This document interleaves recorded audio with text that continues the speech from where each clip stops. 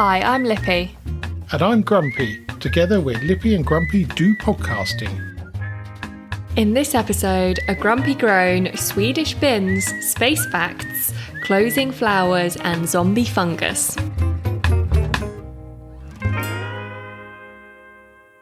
Now, Lippy. Hello. I've got a bit of a gripe. You've got a gripe? A gripe. A moan. A grumpy moment. I sat down on Sunday to watch the next in the series of Bond films, which we covered a couple of weeks ago, being released by Amazon on Amazon Prime. Yes. You got to pay for them now. How rude. The latest one was still included, but the next one was £3.50 to rent, which I'm not very happy about. Limited time only, obviously. Well, I should have watched them all in one sitting. Yeah. And a partridge styly. Yeah.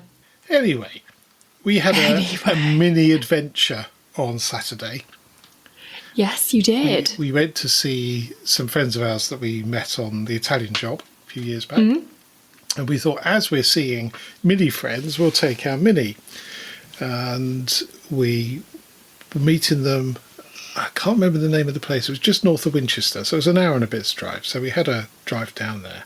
And I'm conscious there's a new rattle. And the thing is, when you own an old car like that, you're constantly listening for new rattles and odd noises as a sign that something's about to fall off or go horribly wrong. So anyway, I could hear this little noise and I couldn't quite pin it down. It didn't seem to be getting any worse. So sort of put it to the back of my mind. Anyway, on the way back, we were going to drop in on you and Duckboy. So we decided to go up the M3 for a bit of speed. And as we're in the middle lane of the M3, there's this noise which I can only describe as bing, bing, bing, bing, bing, bing, bing, bing, zzz, bing, zzz, bing, bing, bing, bing, bing, bing, bing, zzz, which didn't sound very good. No. So we pulled over and then took the next exit, which was somewhere around Basingstoke. And we got to this massive roundabout, and I think it was the A30. So we could either go towards you on the A30 or go the other way towards Alton. So wife of Grumpy, who was driving, said, I think I'll go towards Alton, there's more chance of a lay-by. So we take that exit, and then I see a sign for a hotel. I thought, oh, perfect, car park. So we turned into the Crown Plaza, and I said, oh, that's appropriate, because we stayed in quite a few in Italy. And this has got quite a steep ramp up to the hotel. So we're going up the ramp, and there's a sign that says, not open to the public, which we obviously ignored. Yes, so obviously. Drive past the sign onto the flat car park. And then the security guard that was sat in his car behind the sign got out and started chasing us out there. He said, you can't be here. I went, oh, okay, well, we've got a problem with the car. Just want to have a look at it on the flat. And he went, oh, sorry, you can't do that. You'll have to park on the slope. Slope. Oh, okay. So anyways, we turned around and park on the slope, rammed it in gear so it didn't roll into the traffic, and the security guard standing there going, oh, what a lovely car, and opened the bonnet up, and I'm talking to him about the problem. He said, oh, just put some oil on the fan belt, because we had the engine running and the alternator's not turning. So I thought, oh, fan belt must be slipping, but it wasn't making a squealing noise.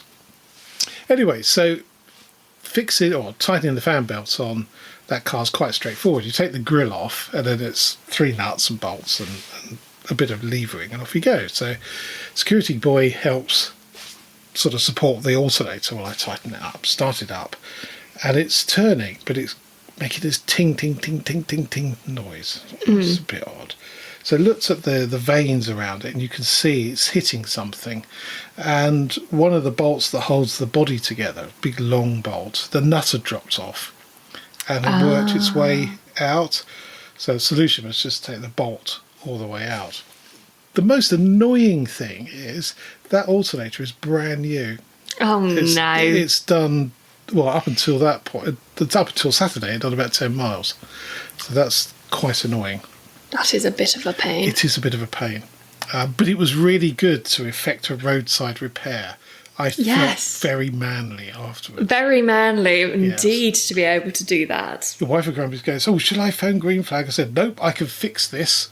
I'm going to do it myself. I'm going to fix it, yes. And I don't ask for directions.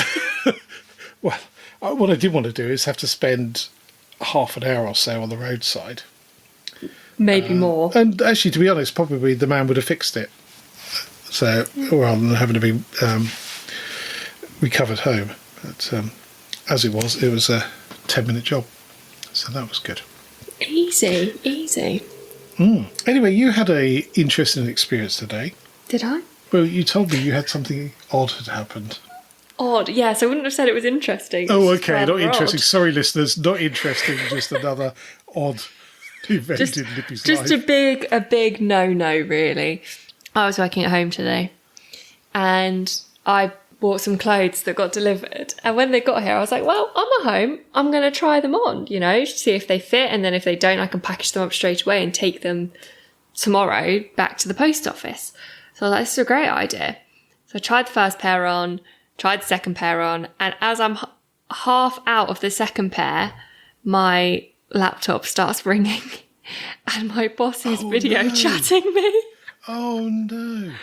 And I ran around the other side of the table, sat down just in my pants because I hadn't put on my shorts again, and answered the call because I was like, I don't want her to think that I was off, not just in front of my desk. Spent the whole video call just sat in my pants. I've done that on the odd occasion when it's been a bit too hot. I'm glad I didn't have to stand up for anything. Very true. I was caught with my pants down. If you were in the office, you wouldn't think twice about going and getting a cup of coffee and shooting the breeze for 20 minutes. No, true. It's just you feel you should be working all the time because you're at home, which is not the case. I have done 2 wash loads today, though. I don't just stare at my screen.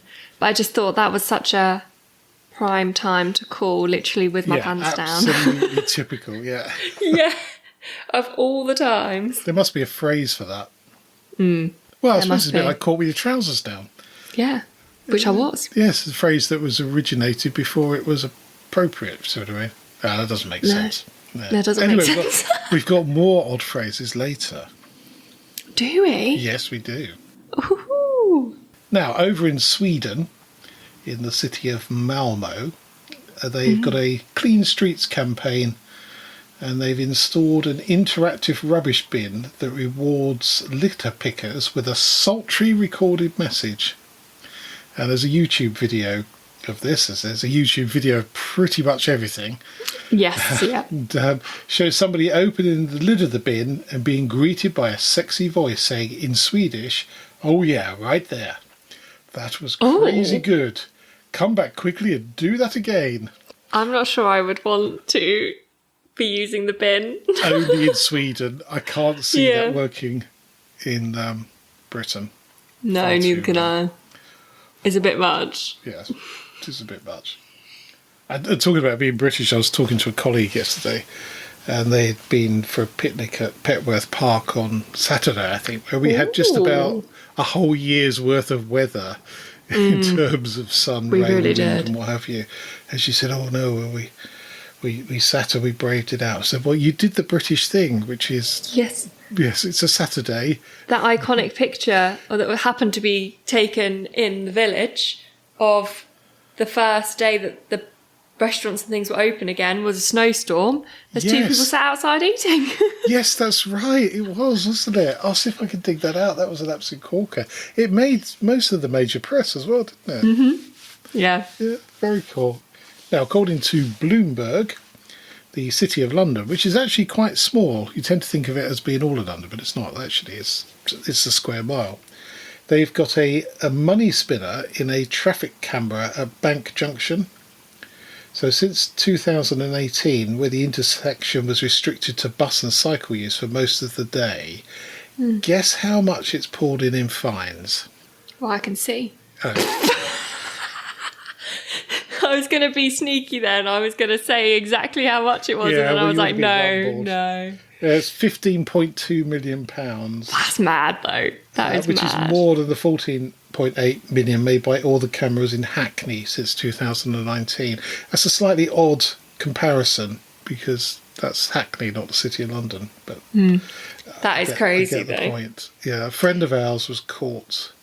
I can't think where it is. It's somewhere on the way up to London, Vauxhall, something like that. And there's a right-hand turn, I think. but there's a box junction there. So though you can stop to turn right, you can't see whether it's clear without stopping on the box, and then you get fined. And sneaky. Yeah, it's an absolute money spinner, that. And he tried to fight it. Surely you could fight that, though, and say, if I hadn't stopped, I needed to see if there was a car coming. He tried. Yeah, he tried. And it didn't. No, it didn't at all. No. Anyway, I found a link in our show notes for this week, which I'd realised I put in on Thursday night, having had a commentators meeting at the pub. And it was just a link, and I looked at it. I have no idea why I've put that in there at all. But we met a very interesting gentleman whose dad has a collection of classic cars and some amazing classic bikes. And we were talking to him about putting a selection of that in as an arena slot on 14th of August, which he's very much up for. And there's some very rare motorbikes. And somehow we got talking about electric cars and hybrids. And he mentioned this thing called Raelism, which I'd not heard of. And it's a UFO religion that was started in France. And they believe that the Earth was constructed by aliens. Interesting. Which is interesting. And I'm not knocking this in the slightest, because all religions are slightly unbelievable, let's say. So it's not proven. And they claim throughout history that they have created Elohim, which is the extraterrestrial species called Elohim, have created Elohim human hybrids, hence the connection to hybrids, which have served as prophets, preparing humanity for news about their origins. And those considered prophets are the Buddha, Jesus, and Muhammad, with Rael himself being the 40th and final prophet. Interesting. It is interesting. If you then read on, it all gets a bit gloomy with the age of apocalypse. And yes, so it's a little bit like the Book of Revelations in the Bible, where it predicts the end of the earth. I do enjoy things like that. I do find it very interesting to kind of hear and find out about what people think has happened to the earth, and because people like Jesus along those lines would have lived to some extent, There would not have been somebody necessarily like that. Yeah, as the son of God, but he's a preacher, isn't he? So like he's going to have stories told about him and made up about him, and things change over time. And I do find that quite interesting, actually. Yeah, what other people think. Yes, it is interesting. And I find other religions very interesting as well, and particularly those that have based more on, well, probably paganism in terms of respect to the earth and Mother Nature. I'll tell you one I don't find interesting, though. I don't find the rule about being called to prayer at sunlight at a certain time interesting, because I happened to be staying in Shoreditch in a hotel, and I could just hear this siren, and I was like, what is that? And it was like, it was August, so it must have been about 3:30, because it happens at first light. They get called to prayer, and I was like, what is that siren? It went on for about 45 minutes, and then I clocked what it was. Yeah. I'm sat in the hotel like, now I can't go back to sleep because all I can hear is this siren going off. Yes, well, unfortunately, it's the longest day today, or tomorrow. I'm never sure whether it's the 21st or the 22nd. So it's nights are drawing in certainly from Thursday. Well, that's sad. Yeah, it is. Really I feel like it didn't last very long at all. Well, the thing is, it's the longest night is 21st, 22nd of December. So you sort of miss that because you're full into Christmas. Oh, yes. So in all the drinks. Slightly odd. But yes, hopefully we've still got a good summer ahead of us. Now, talking of the night sky. Yes. There is a spectacular planet alignment, which always worries me slightly because a lot of films, the basis of that Hercules, and I think Lara Croft as well, the first one, was all about planets aligning and then bad things happening. This is going out on the 24th, and unless you were up very early, you would have missed the best opportunity to see this. However, it should still be possible till the end of June, so you've still got a few days yet. So Mercury, Mars, Venus, Jupiter and Saturn will line up, and I believe the moon squeezes in there as well, all in the line. And the best time to see this is about 45 to 60 minutes before sunrise. Obviously, it needs not to be cloudy, and which is about 5 a.m. On Saturday morning? No, this is on Sunday? Friday, so when this is going out. But you should be able to see it until the end of June, so there should be another few days after that. I'm not sure which way you look or how high you have to be, because we had a strawberry supermoon. Was it last week or the week before? Week before, I think. Yeah, that was fairly early evening or late evening, and one of the local photographers got up onto local hills, was looking south across to the South Downs and took a fantastic photo of the moon just as it was over the horizon at about 10 o'clock at night. Really absolutely stunning photo. So I'll drop him a note, see if he fancies going up and taking a photo of this lot, which saves me getting up at 5 o'clock. Yes. I'm sure somebody will. I'm sure, yeah. Yeah, I'm sure. Somebody will have taken it. Somebody this week's taken a photograph of the space station going across the sun, and multiple images of it tracking across the sun, and phenomenally clear as well. I used some sort of telescope camera combination to do it. But I mean, that thing moves so fast. It's a second or so it's across there, and he must have got 20, 30 shots in that. So it's good. I mean, that's that is impressive, on various news sites. It's very impressive. And taking photos of the sun isn't very easy, so please don't try that at home. Point your telescope at the sun, you'll end up being blinded. So if you do see the planet alignment over the next few days, then please let us know or send us a photo. We'd be very, very interested to see that. Yeah, definitely want to see that. Now, there was a bit of a conversation here at Grumpy Towers about dandelions, as our lawn has gone wild this year, apart from a very small area where the table is. And the horse whisperer hadn't realised that flowers actually fold up at night. Yes, they go to sleep. Yes, they go to sleep, for want of a better phrase. And but do you know why they do this? I presumed it was because, similar to our bodies, when we sleep, it's conserving energy. Well, possibly, but then it's got to use energy to close it and open it. That's what it does. Have to use energy to get in and out of bed.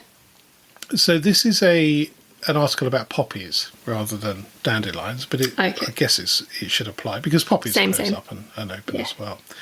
And the experts aren't entirely sure, but the most likely explanation is to protect the pollen.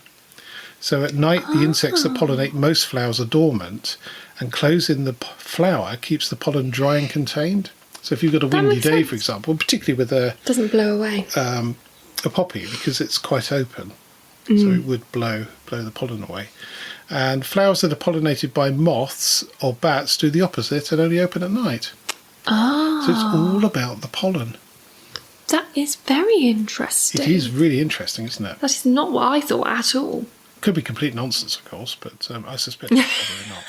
This is on Science Focus website, so I hope. Oh, I feel like that's legit. That is legit Science Focus, legit, isn't it? Yeah. Anyway, what is turning out to be a bit of a nature episode. We finally got to your house on Saturday. Yes. Duckboy sent me an article about zombie fungus. Yes. Which is truly terrifying. It was a bit mad, wasn't it? If you're of a squeamish nature, I'd fast forward a few minutes. So, this zombie fungus. So the article says, once an ant has been sprinkled with the zombie fungus spores, the parasitic fungus, which has got a Latin name I'm not even going to begin to pronounce, penetrates the cuticle and begins to infect the ant's brain. It directs the ant upwards, where its deadly spores will have the most reach. When they're high enough, the zombie ant bites down and grips the stem with its mandible, anchoring them in place. The ant dies as the fungus takes over its body, and eventually the parasite's large stalk erupts right through the back of the ant's head. It's like the first episode the first film of Alien, if you remember that. Oh, yeah. When the parasite is done growing, its deadly spores burst from the tip, dispensing more death to the jungle floor, and the cycle continues with any nearby ants. Crazy. Isn't nature amazing, though? That is mad. I'd like to say I think I can pronounce that word that you weren't going Go on to then, go on pronounce. then. I think it's ophicordicep unilaterally. That's pretty good. No, it's not unilaterally, it's unilateralis. Yes. Unilateralis, yeah. Or zombie fungus. Zombie fungus sounds cooler anyway, to be fair. A lot easier to say. Yes, so if you're an ant, look out for zombie fungus. Yes, avoid that. Now, I've not done much at the allotment this year for various reasons, but we did pop down there on Saturday. No, tell a lie, it was Friday. It was Friday. At 12 On your o'clock. birthday? So, yeah, on my birthday, the hottest day of the year and the hottest time during the day. So that was really daft. Really Good planning. daft thing to do. But we'd managed to liberate some year-old manure from the Horse Whisperer's horse field, which horses. is beautiful. If you're into your compost, this is just superb. It's broken down nicely. It's flaky. It's not chunky as it is. I have never heard someone talk about poo like that. It's compost. It's poo. Pure gold. Pure gold. I've got a number of books on compost. Rather sadly, but that's an age thing. So we'd been there and picked that up and went to drop some of it off, did a bit of weeding and then planted a plum tree that I've been given. Oh, lovely. We put it in a pot, but it's got very leggy because it can't dig down with its roots, so it needs to go in the ground. So that's in there now. So that's all good. So yeah, lots of gooseberries coming, which I tried one and it was very, very bitter. We had the first crop of rhubarb as well, and wife had which gone, was she made used. a rhubarb and crumble cake. An incredible cake. It was absolutely superb, wasn't it? Yeah. There was a bit of a slide on as the layers weren't quite flat. I think the cake was still a bit warm and they weren't even. Did you see the sponge that came out the oven? I did. I almost started crying with laughter because one side was looked like a normal cake and then you turn it round and it wasn't even as thick as a piece of paper. No, I don't quite know that happened. And one end, I mean, our oven doesn't cook particularly evenly, but one end was definitely heading towards burnt. Yes. And I hardly have an end in a round tin, but one side was close to burnt and the other side close to not being cooked, I think. Yeah. But, yes, we're still looking for a new oven, but it's proving a bit tricky at the moment. Not much in stock. Now, this next story combines a bit of nature. Actually, it's not really nature, but with a bit of space travel. So it's yes, bang on. Two good things. This is something simple that is really complicated. See what I mean? As you'll find out. So there are two twins, obviously, called Mark and Scott Kelly, and they are both astronauts. And Mark had retired and decided to send his identical twin Scott, who would be aboard the International Space Station, a surprise to lighten things up. So he's talking to him and he says, "I'm going to send you a gorilla suit." And Scott says, "Why are you doing that?" He said, "Well, because there's never been a gorilla in space before. So we've had monkeys and dogs, but not gorillas." So okay. Mark vacuum packs the suit and sends it on an unmanned cargo ship in June 2015, but it blew up. So, yeah, so that was suit number one gone. So he phones his brother back up. And I find the concept of this phoning your brother on the International Space Station a bit odd. Mad. To be honest. Yeah. It's obviously possible. And he says, "I'm going to send you another one." So that suit arrives okay. And he hides the gorilla suit.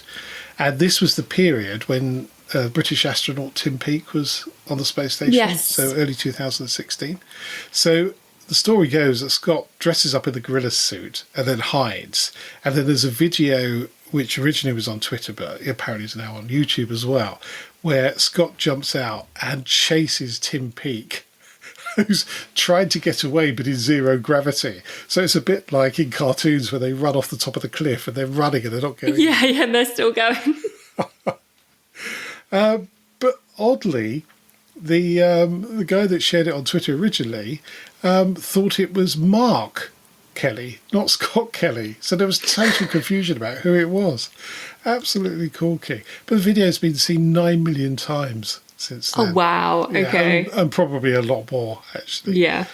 Yeah, smuggling a gorilla suit onto the space station. How funny is that? That doesn't mean a gorilla's been on the space station. No, though. it doesn't. No, you're absolutely correct. A man dressed like a gorilla has. Yes, indeed, it is a man dressed as a gorilla. I dressed as one once, many years ago, to go to a fancy dress party. A gorilla? And, friends of ours who had, I think they'd had an extension built, so they decided to have a jungle party for some unknown reason. Jungle party. Sounds cool. So, I want a jungle party. Absolutely. So I went for the gorillas outfit, which was a bit of a mistake because they are very heavy and you get very hot. Yeah. But yes, it was good fun. Right. So, do you have a top tip for us? I do.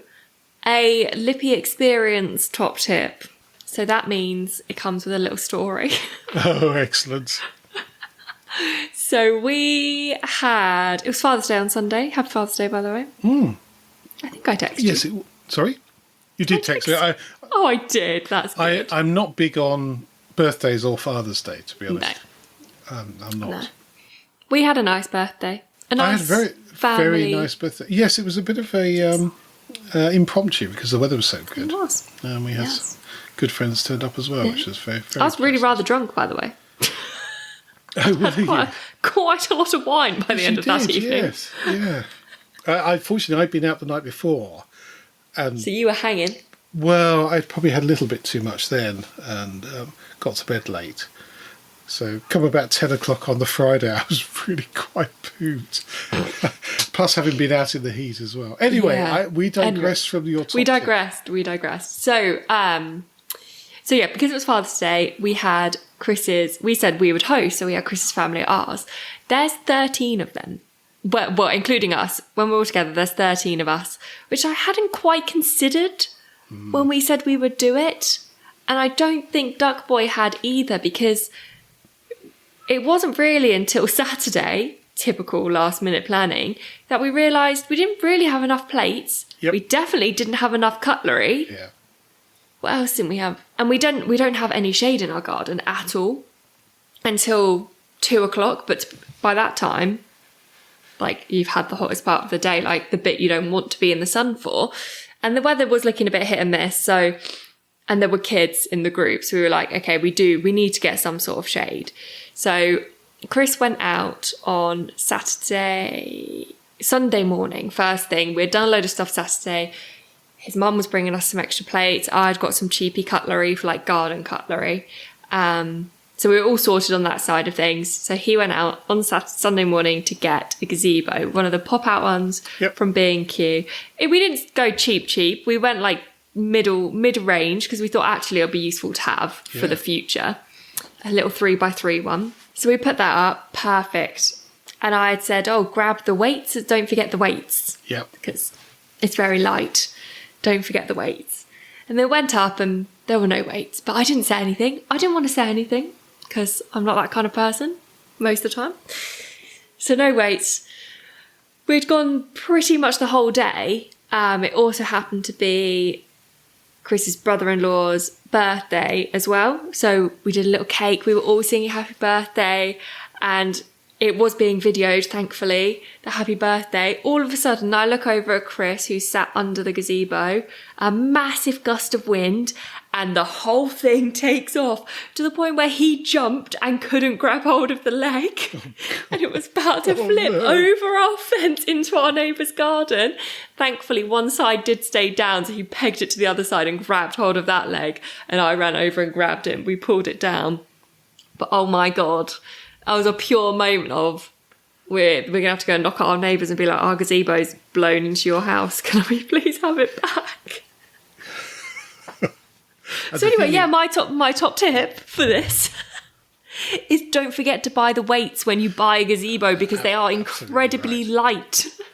Well, they're like sails. And the thing is, once they've lifted off, you That's it. worry about next door. Actually, it's a couple of gardens down that... I was shocked because Chris went and jumped and he still missed it. Yes. We had an incident at a campsite in Swedish we go to with a slightly larger one. It was a 6x3 metre one. It was quite a heavy duty one. And we decided, because there was quite a lot of people coming that week, to use it as the mess tent. So yes, we had table and chairs in there and the cooker and what have you. So we arrived and we put this thing up, and I pegged it down, and I put extra guy ropes from the inside down with big meaty pegs. Anyway, so we went to bed, and then it must have been about 12:30. Wife of Grumpy shaking me awake, going, "The mess tent's gone." What do you mean the mess tent's gone? What the earth are you talking about? She said there was a massive bang, and I've just looked outside and there's no tent. Oh, don't be silly, woman. So we're in the camper vans, go out the camper van, and sure enough, there is no tent, and they're scattered across the field, tables, chairs, and gas cylinders, goodness only knows. And I go, well, where's the tent then? It's gone. And it's pitch dark. There's a few bulbs, but not much light there. So we get the torch out, start looking around, and fortunately we didn't park the cars in front of it, and there was nobody in front of us. And the wind had got in it, and it had taken it up, and it had put it about 10 foot up in a tree. Yeah. So wedged, feet first, heading towards Swedish in this tree. Yeah. So we wander over there with the torch, going, how on earth are we going to get that down? So we stood there, and then we hear somebody walking along the track. I thought, oh, that's good. Anyway, these two guys came along who had obviously had a little bit to drink. I went, oh, don't think that should be there. And then just can't park there, mate. Okay. So I can't remember how we got it down in the end. It was quite a convoluted operation. I think we took the fabric off it, but that had bent the frame completely. I had to buy a new frame for that one. Yeah. So we borrowed it, repaired the tent, and I don't think we've bothered since. We've always used a much more aerodynamic shaped tent, which the air doesn't get underneath it. That's the trick. Once the air's underneath it, that's it. It's turned into a kite. So yes, you were very lucky. Yes, very lucky. Yes, indeed. We were. But the weights are on their way. Good. Are they the ones you fill up with water? Mm-hmm. Yes, they're very good. Hopefully they'll be strong enough, because you don't have grass. You can't peg it in. No. It makes it a bit awkward. So I mentioned old terms earlier. Yes. I can't remember the term I used, but it was an old one. So I was having a look through some books, and I came across a book on all sorts of odd sayings. So I thought, for a while, I'm going to swap the fun fact for fun saying. Oh, yeah, I like that. It doesn't quite work out, does it? It should be a saying. I'll have to think of that. Anyway, so I thought this week I would do "not my bag," which is a phrase that I use occasionally and is in some of the Austin Powers films. So it's a slang expression for something which is definitely not one's subject or style. Oh. And it probably came, because a lot of these, nobody really knows where they came from. No. It's a bit of a guess, really.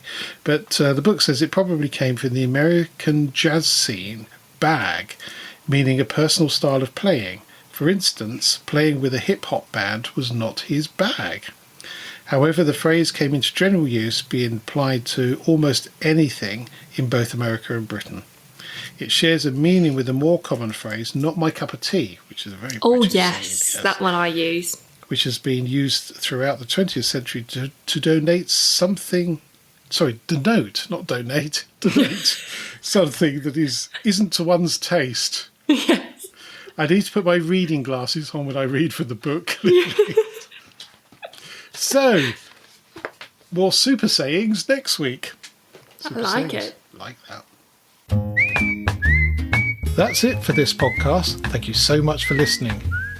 You can help spread Lippy and Grumpy's view on life by leaving a review on your favourite podcast platform. If you're not sure how to leave a review, or if you download from Spotify, there's some help at lippyandgrumpy.uk/review. And if you would like to get in touch, email podcast@lippyandgrumpy.uk. So it's goodbye from me. And goodbye from him. Goodbye. Bye.